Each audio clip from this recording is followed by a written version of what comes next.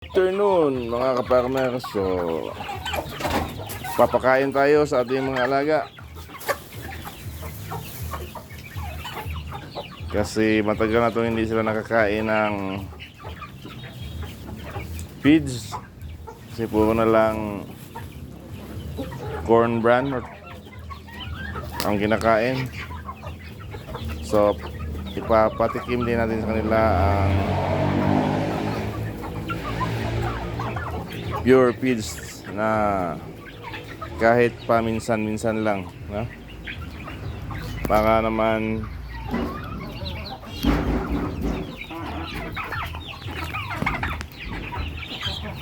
matutuwa sila, parang tao ba, no?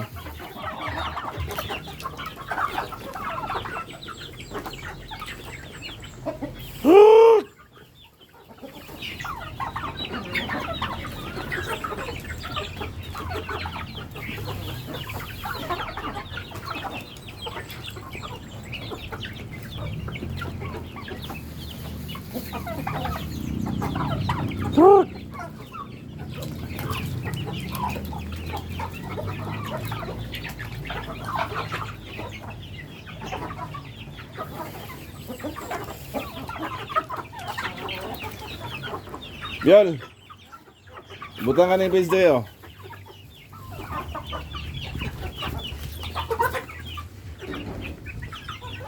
Butang ka na dito sa sulod. Pakadili ka na sa bagtok. Oo, kan dua. Sini.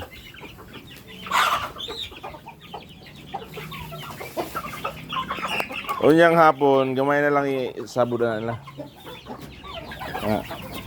Nga, piso na. Ano yung ibutan? Diyo, diyo. Ha? Gawas?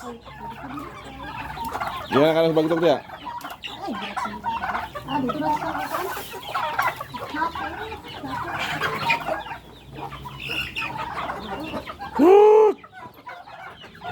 So yung mga turkey natin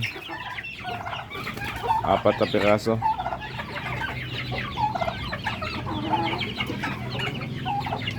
So yung tubig nila mga farmer, inilagyan natin ng